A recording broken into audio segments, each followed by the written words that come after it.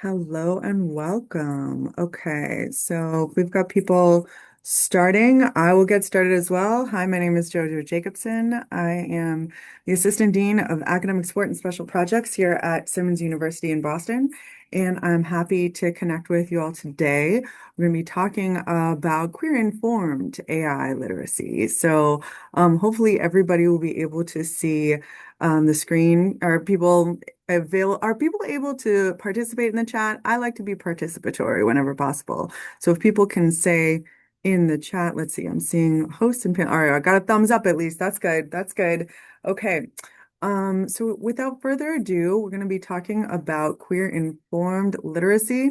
We're going to start with a little temperature check. And so I'm going to have some questions. Hopefully people will be able to participate in the chat because again, I like to make sure that everybody is with me as we're going along. We're going to talk about some stigma in AI, what is AI, dangers, uses, and resources. And as you can see, we've got a lot of different things in here.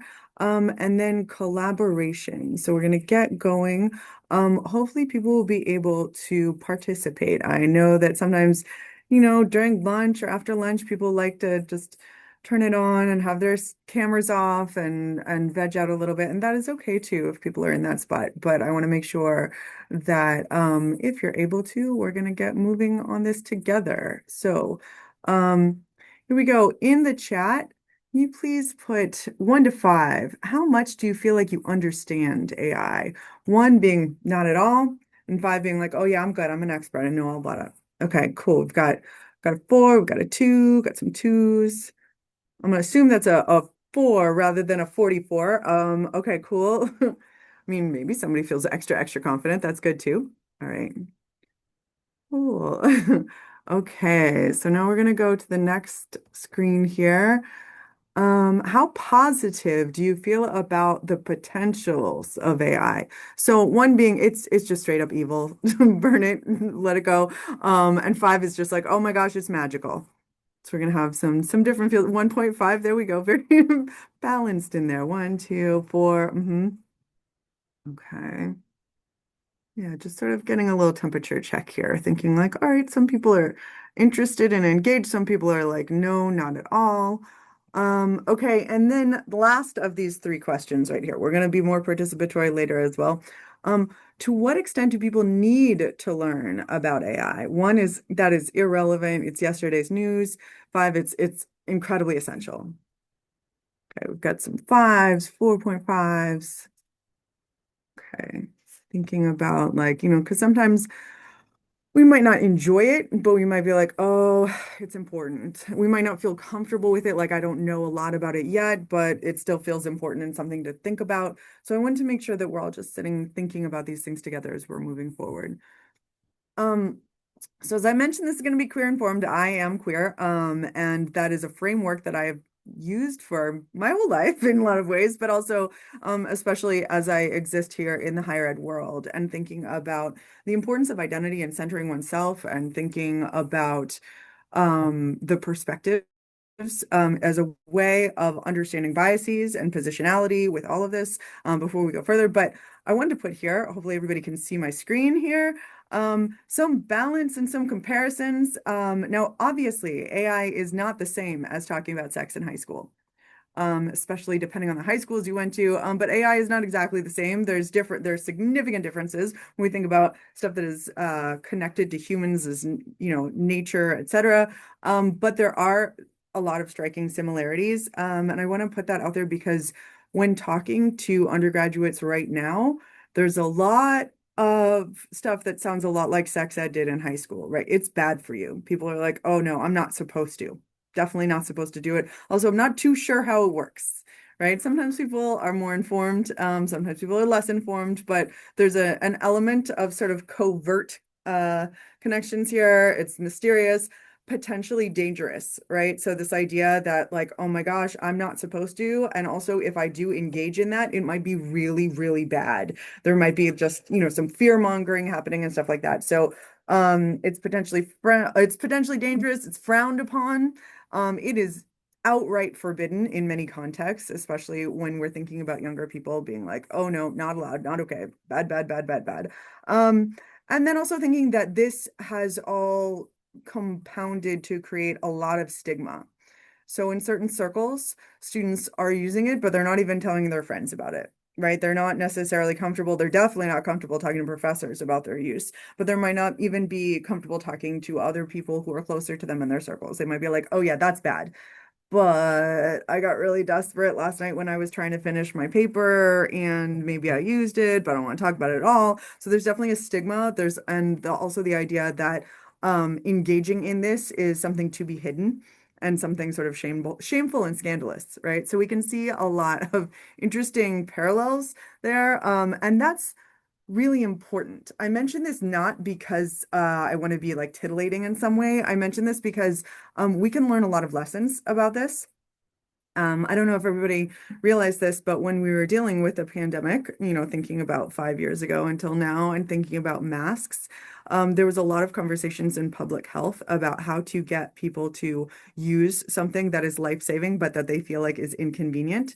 A lot of public health experts actually drew upon lessons from the AIDS pandemic in the 80s and in the early 90s, thinking about how to get people to use condoms. And they learned a lot. And so obviously one of the things that helped with condom use during the AIDS pandemic was thinking about making them free and putting them everywhere. And just putting them out there, you can grab a handful. And that is ultimately one of the things that made a big difference when it came to mask wearing during the pandemic, during the later stages of the pandemic that we've just been through with the COVID pandemic. So it's important to look at lessons from, years past, lessons from thinking about sexuality as it exists in society. And so I just want to put that out there because we are never going to help people engage in safe ways if we are stigmatizing something and if we're not engaging in the fact that it's stigmatized. So the same way you can't very easily just walk into a room full of like 16-year-olds and be like, all right, everybody, talk to me about the ways you're engaging with sex. They're like, oh my God, no, please leave. I'm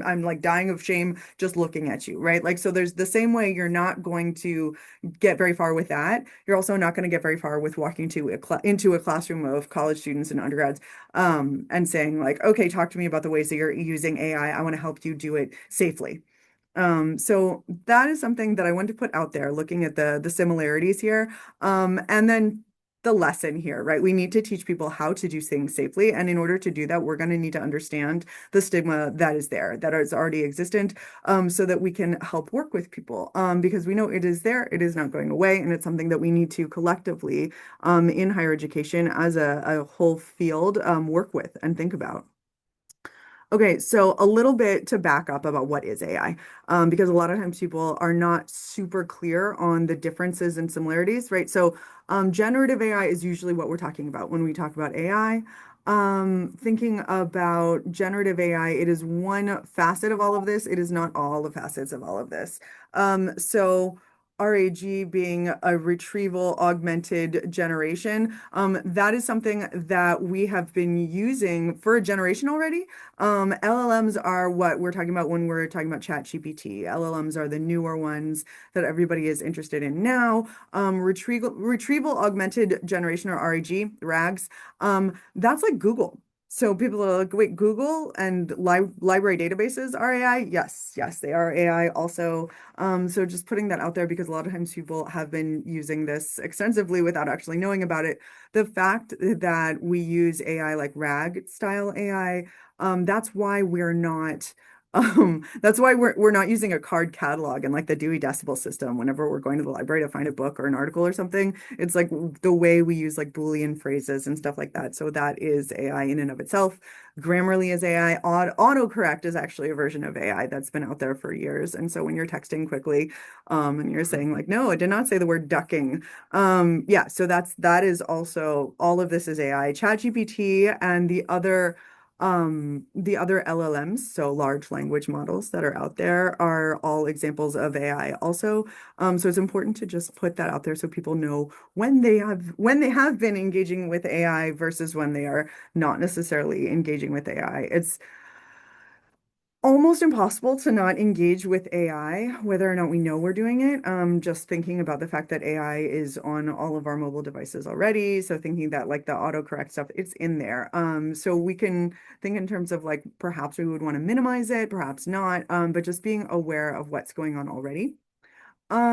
That said, so I put in this little thing. I don't know if anybody remembers Lilo and Stitch, but it was definitely something that I remember from childhood and enjoyed it a lot. And there's a point where Lilo says, "You have unusually high badness levels for something your size." And I like to think about that when we're thinking about the ethical qualms that people have when thinking about AI. So the LLMs, right, generative AI, such as ChatGPT and Gemini. So Gemini is the version of an LLM that is embedded in Google. So for example, at Simmons, we have Google emails, like Gmail accounts. So that is in my context at Simmons, one of the safer ways to engage with AI. And I put, obviously big asterisks on that, but I wanted to put that out there going forward. There are a lot of qualms for all of these things, right? But I put them into sort of five main categories. One is how they were developed, like the data sets. So thinking about when people are like, oh yeah, well, wasn't ChatGPT just trained on like the internet? Yes, yeah, right. It was trained on as much text as they could get their hands on, as OpenAI could get their hands on, including intellectual theft. So there's a lot out there, including all of these large language models where they used copyrighted works without attributing them. They used works without giving anything, there was no idea of like consent or payment for the authors. So that's one part of it that people have qualms about. Pale male data sets. And so if you're not familiar with this already, it is very much what it sounds like. So pale male data sets being like a lot of this information, a lot of these large language models were trained on people who were more white. So thinking about like, yeah, there were, there are authors of colors in there as well, but also like primarily it's trained on white folks and also primarily trained on male folks. This is a huge problem and people don't talk about it as much, which is unfortunately like you might expect that people sort of ignore that. But when you look at things like, say, self-driving cars, and the fact that they can recognize white pedestrians better, like with more frequency than they can recognize other pedestrians, like so pedestrians of color, but also male pedestrians with better frequency than others. And don't even get me started about people in wheelchairs and thinking about like they recognize them as bicycles half the time. But just looking at these, it can have deadly consequences. So I just want people to be aware what are pale male data sets. The uses, people have qualms about the uses for these things. So thinking about plagiarism is one of the main go-tos that everybody is like, oh, well, when we're looking at college students, they're immediately going to plagiarize everything. Maybe they are, maybe they aren't. There's always different things. There's always been the possibility of cheating, and that's still out there. But there's other problems when it comes to large language model uses. So brain rot, right? So cognitive decline is one of the qualms that people often have. And I put depression in there because it's one of those things that's like if you overuse LLMs without being aware of what's going on and of the shortcuts that you're taking intellectually, you can also be taking shortcuts psychologically. And that has had tragic consequences multiple times. And it's the sort of thing that people need to be aware of because there have been suicides as connected to these. And that's something that we all really, really need to be aware of. I'm going to touch more upon that later, but I want to make sure that we are clear on these things. Privacy issues for uses is really, really huge as well. If we're thinking about ethical qualms that we have. So thinking in terms of you don't want to put your entire resume on there to be like, hey, help me spruce up my resume. And we want to tell students to not do the same thing because as soon as you do that, then these algorithms, which are usually more like black boxes, right? You don't know where things are going. So you don't necessarily want it to have your phone number and your email address and what jobs you're looking for and your employment history because all of a sudden your targeted ads get to be a little creepy. So making sure that people are aware that there are privacy issues. We'll get more into that later. I put revenge porn on here. Like there are so many negative uses. I'm not even going to really delve deep into the possibilities of revenge porn. We can talk about that in Q&A if you guys are very, very interested in that. It's out there. Hallucinations. really important to understand that large language models hallucinate. There is no actual full way around this, right? Because they're developed on probability and statistics. So it'll tell you what is the most likely response rather than checking and double checking what the actual answer is. So I want to put that out there as these are some of all of the qualms that people have when thinking about uses of AI and LLMs. Um, there are significant environmental discussions to be had. Interestingly, currently some of them are overblown, which is really odd to note. But we can get into that later. There's political issues. So thinking about information literacy and wanting to know what is accurate out there and who stands from us not believing certain facets of the news and looking at that. And also, I put out there sci-fi concerns. What if the robots become sentient and hate us or something? I'm not going to spend any time on that for this conversation, but there are people out there who have issues with AI, and their first thought is really the sci-fi thought. And that's out there. It's not a 0% chance. I would posit it as pretty low, but it's the sort of thing where all of this felt like sci-fi if you were going to be talking about a lot of this like 5 years ago. So I wanted to put that out there. Um, that said, why would we ever use AI if there are all these really bad things? Well, as you can see in the slide, there's a lot of good reasons to use it as well. So I want to put that out there. So part of my role involves being in charge of accessibility services and accommodations here at Simmons. So there are so many amazing uses for AI that can help people. So thinking in terms of assistive technology with specifics like text to speech and speech to text. So if you're ever thinking about visual impairment or auditory impairment, these are things that are absolutely amazing. And in the past 3 years that OpenAI has had ChatGPT out there, we've made such huge advances in this field. So I wanted to put that out there as like folks who are dealing with various disabilities and identify as disabled as a part of their identity. That is a very important marginalized identity. And we want to talk about that as well when we're looking at all of this. So those are important parts of this note-taking function. So I put assistive technology on here, but there's also things where when looking at the world of accessibility and accessibility services, if you have a world that is designed more accessibly, everyone benefits. And so the example out there that most people use a lot is curb cuts, so like the little ramp that goes from like the sidewalk to the street. If you have a curb cut and it's accessible for somebody in a wheelchair, then it means that somebody in a bike is going to have an easier time of it when they're walking their bike. It also means that somebody with a stroller who's pushing a little kid, that's going to be easier for them as well. So it makes everything easier. So thinking about note-taking functions and that type of functionality, that can be huge, whether or not somebody has a documented disability or has gone through all of the hoops to make sure that everything is connected with all of this. So making sure that we all have this forefront in our mind when we're thinking about the reasons why people might choose to use AI, even with all of the evil that's out there, right?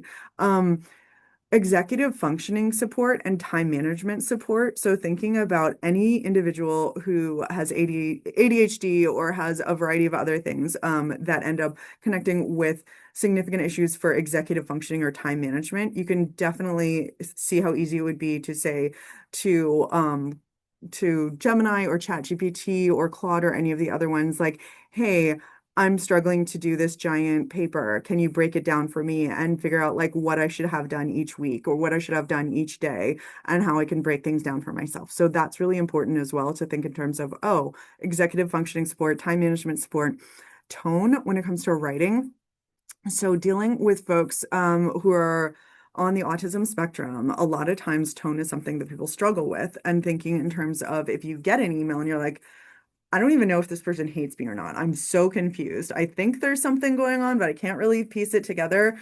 AI is one of those things where you can engage with it responsibly and put parts of the email in and say, okay, I'm trying to understand this email. It's coming from my professor, but I'm really a little bit confused about that. So you can definitely do that and figure out the tone. You also can do it in reverse, right? You can say, okay, I'm writing an email to my supervisor and I need to make sure that it comes off as professional and polished and friendly. And this is all the information that I want to put in there. I want to make sure that I am not being abrupt or rude in any way by accident. So you can use AI for those sorts of of things as well.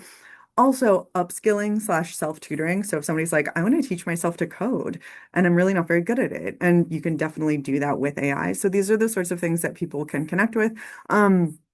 Language assistance. This is actually documented in a lot of scholarly literature. People have been doing experiments with this since like the mid 2000s, which is kind of amazing if you think about it. So when people want to practice using a language, they can definitely use AI as a chatbot to support them. So there's a lot of different ways that we can use AI to support people. So thinking about like, there's good and bad and wanting to understand that and balance it. Okay, so moving forward. Okay, so still, we need to teach people to do things safely. So here's my little spy here. So privacy. A couple of things that I like to tell all students, and I like to tell also all instructors as well. You would not believe the conversations I've had with people. We should always assume the worst when it comes to putting things into an AI, right? Like we should always assume. So even though I know that Gemini is connected into my Google account at Simmons, even though I know that when I log in to Simmons, if I put a question into Gemini, that question will not be used as training data for Gemini.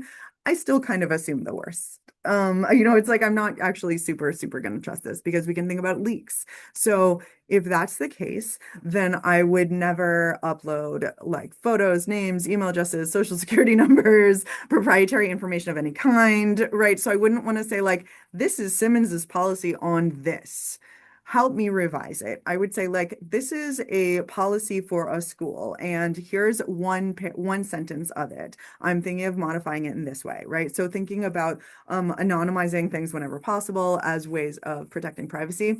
On the other side, thinking about pale male data sets. So we are humans and the internet is made of trash. And also thinking about so these LLMs have been trained on human biases.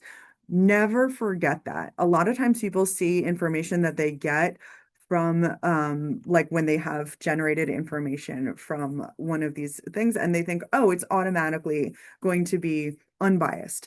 It is not. It is not going to be unbiased. You can prove biases within LLMs, even though they are trained to say, no, I'm not biased. I'm, against racial biases. I'm against gender biases and all sorts of things.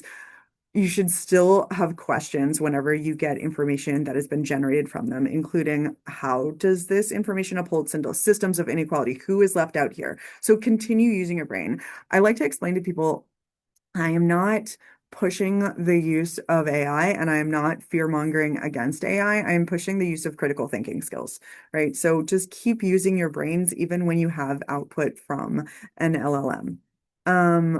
And then hallucinations. I found this lovely, very creepy photo to use. So hallucinations.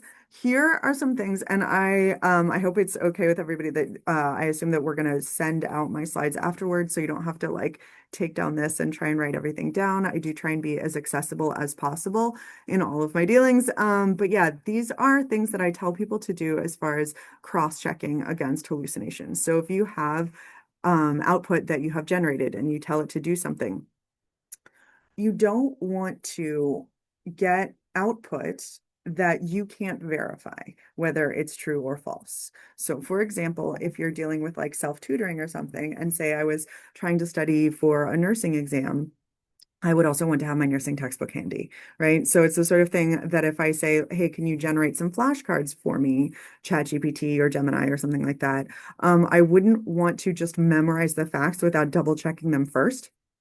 Because what if I memorized incorrect information, right? So things that we can do to stop hallucinations, you can cross-check with authoritative sources such as a textbook. You can ask for citations and then check them, right? You can be like, where did you get this information from? And click on that link and see if it works. Use a two-source rule. So being like, okay, can it be from multiple areas? Is it saying the same thing? Reverse engineering the answer. So the same way I was talking about like, okay, spit out some tone, like something that has the right tone, and then go like ask it, okay, does this tone work? That sort of thing. So engaging really critically with any output that you get from an AI. It's just as a matter of course, like these are ways to engage with AI that aren't just wholeheartedly accepting whatever it says as the unbiased truth. We really all should be thoughtful about these sorts of things.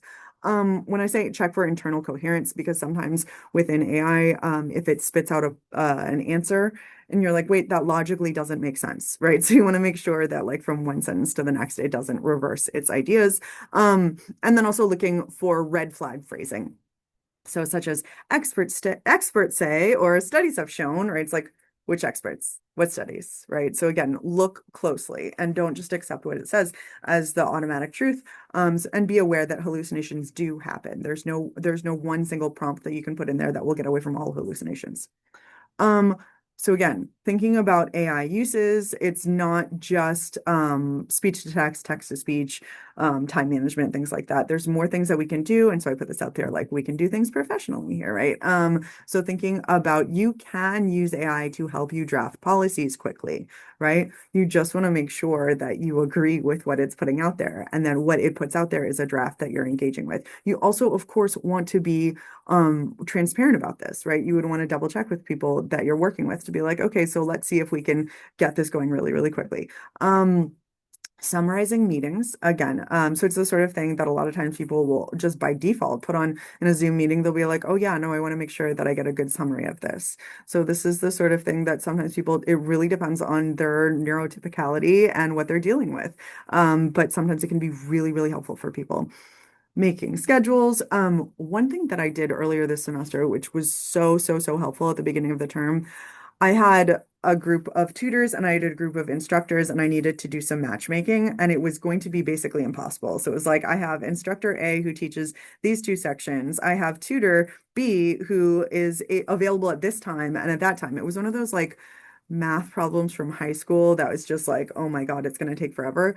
You can put things in and just be like, make a schedule for me. Okay, what if this tutor backs out? Make another schedule that would account for that. Those sorts of things can be made so, so, so fast. But again, thinking about how I was just saying, like, okay, tutor A with student B or with instructor B or stuff like that, right? Trying to keep the amount of information that I input into the AI as minimal as possible. Um, Drafting case studies. So whenever making like trainings and things like that, thinking about like how to help people engage in this, being like, okay, so I need to write this super, super quickly. How would I then do that?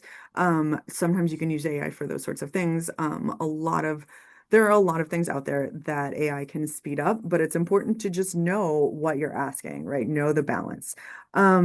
So I sped through a lot of things here because I do really, really like to be engaging with people and finding ways to be interactive. So everybody in the chat right now, so including, those of us who are engaged, so I'd love to know your thoughts and feelings on these three questions. So first of all, if a student uses AI to help them complete a sanction, is that cheating, right? To what extent is that cheating?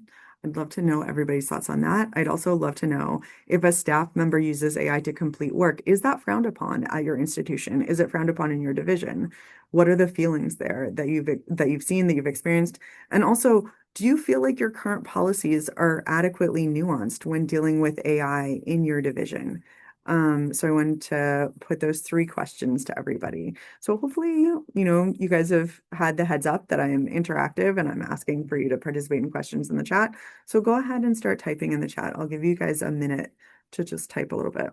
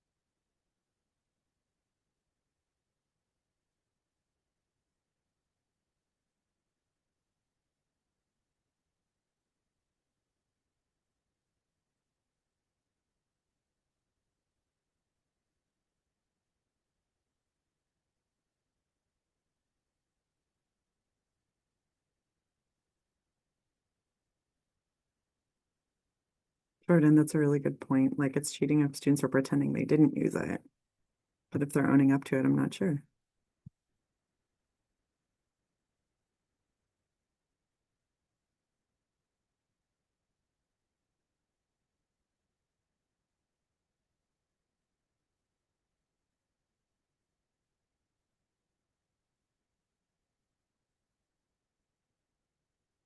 I'm not sure if my text can go through to everybody. It says that I'm sh like what I write is showing up to hosts and panelists.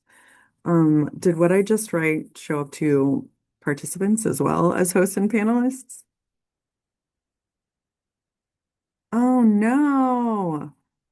Oh, Marquette, are you able to help me with that? I'm not sure. Anyway, I was just writing personally in my division. Oh, thank you so much. That's so interesting. I tried to send it to everyone and it was not, it's not there. I don't know. Maybe I have child locks. So conflicted by AI ethics. Yes. I mean, I mean, this is just, from my perspective, obviously, from my positionality. I think we all should be conflicted by AI ethics at this point. Like, I think that there's a lot out there that is conflicting, right? There's stuff that can clearly help people and can support people who support, especially, I am always leaning towards more support from people from historically marginalized communities. Like, whenever I possibly can create a little ounce of justice in the world, I do my very best. But then at what cost? Like, where's the balance here? So at this point, I have here, okay, oop. So I'm gonna see, I think I might have to jump out of this so that I can share my document.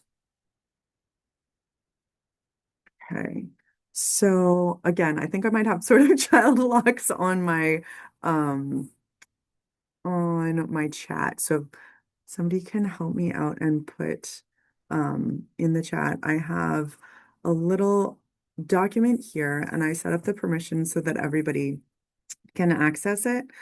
Um, so let's see. Thank you so much. Okay, so I put a link to a Google Doc in the chat. So if we can all access it and see, then we can all actually work on it together. And I put a couple of questions, like prompts in there. But then also looking at, I have some resources in there and some ideas for language. But again, these are just ideas. This is just to start. There's actually two tabs in the document. It's a Google document in case people haven't played around with the tab functionality before. And this is designed just for this particular presentation. But if people are interested, hopefully it can be useful for people. Um, but then thinking about the first tab is mostly like thinking about ways that we can engage with this, thinking about ideas for this, to actually help us, hopefully. And then the second tab is actually thinking about potentially training RAs and having discussions with students who might be using AI as therapists, which can, as we know, have really, really negative consequences, and sort of how to train people who are going to be interacting with students in these vulnerable moments and how to notice things and how to, again, it doesn't work if the stigma is just huge, huge, huge and unacknowledged. If everybody's like, no, no, I don't use it at all, but actually, I use it to talk to in the dead of the night when I'm feeling super upset. It's like, well, that's something that we should all be engaged with and talking about, and finding ways to destigmatize that. So I put that in as sort of a second tab to support us all, if we're thinking about ways that we can help people. But that is really again, like made sure to have plenty of time for people to have questions and comments and discussion. So at this point in time, people feel free to unmute or write questions for me in the chat. But I'm here and I'm happy to connect. Yeah, thank you so much for letting me do my spiel today. Other thoughts?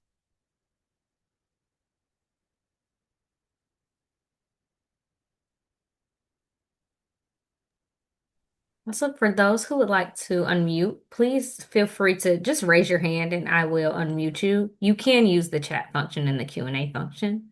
Two, the Q&A function is great if you'd like to ask an anonymous question. Yes. Agreed, agreed. Okay, so it looks like we've got 10 participants. I don't know if we need to be staring at my face on the screen. I didn't think about that part. Um, but yes, thank you all so much. I have, let's see if everybody is able to access that um Google document that I put in there. Hopefully everybody's able to see it. All right.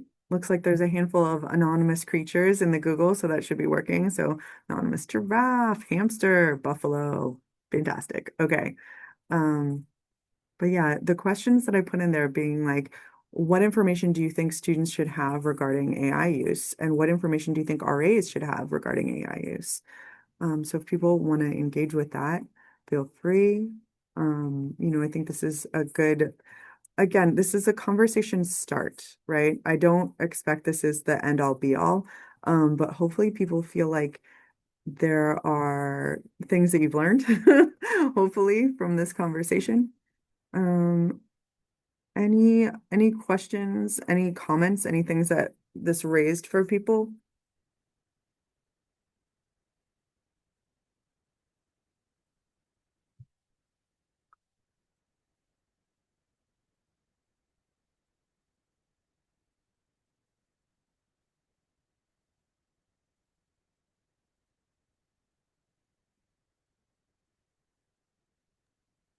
I'll share, JoJo. This is Alexis. I'll share that. First of all, I think this is incredibly helpful. As part of my role, I meet with volunteers who work across all over the place, campuses all over the place. And I think this is a topic of conversation that has been coming up a lot, specifically around the use of AI for emotional support, but also um, AI as a substitute for critical thinking Mm, and to a certain extent. Uh, and just, I'm not quite sure if we know yet the impact that the use of AI is having, not just on students, but on the general populace. yes. Uh, and so, really appreciate this conversation and the reframing that you have here too, because I think it's easy to critique and criticize and you know, side eye it all. But I think this is a really positive reframe here. So thank you. Well, thank you so much. And I'm glad that it's valuable. It's the sort of thing that like it's clear there's dangers, right? And I think that a lot of us we look at it and maybe we're excited to begin with and now see more dangers, or maybe we're just like, oh, absolutely not to begin with. I will share that I am never the earliest adopter of technology. I like, use my phone till it absolutely dies. Like I just, don't have the newest model of things, but this is the sort of thing where it's like, oh, there's some problems and I want to be aware. I don't know. And especially thinking in terms of those of us who connect with students and who are worried for them and just want to figure out ways to help them be supported during this. It's like I don't think anyone knows at this point. Even the heads of AI companies are struggling to know what the future looks like with a whole workforce that is engaged in AI and also looking at like decreasing entry level positions and how that looks for this generation of students who are, you know, looking to graduate and hopefully get employed and things like that. So yeah, I think, you know, just trying to help the world in this way. Yeah, so it's a big thing. Well, thank you so much, Alexis. Thank you for having me to your amazing organization. I'm so excited. Whenever I get to intersect with Marquette, I'm very delighted to work with you all. Yeah, if anybody is interested, you can always email me. I'll put my email in the chat as well. Oh, and um, I can share your email. Oh, there it is. Oh, I can share your email in the chat as well. okay. And Thank thank you you. again for coming to join us today. I think, like Alexa said, this is a very helpful conversation for a lot of people. I just shared the document again, not the email. But um, thank you so much for sharing all of the information that you have and helping to, as Alexa said, reframe the conversation into something that is helpful for people to feel more comfortable. Um, I think a lot of people are still anxious about technology, and I think um, focusing on like how we can use critical thinking to navigate technology is something that all of us can use, and I think is also a helpful reframing for how we can support our students in navigating AI as well. Yeah, absolutely. And actually, now that I'm thinking about it, let me, because I made this as a Google document, if I just make the format correct in here, then I'll be able to share the document itself, the slideshow, because I want to make sure that I don't leave people without the information that I promised. Let's see.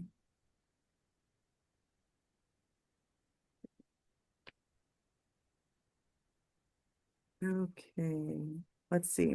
Let's see if it works. I shared the link to the slideshow, so everybody should have viewer view.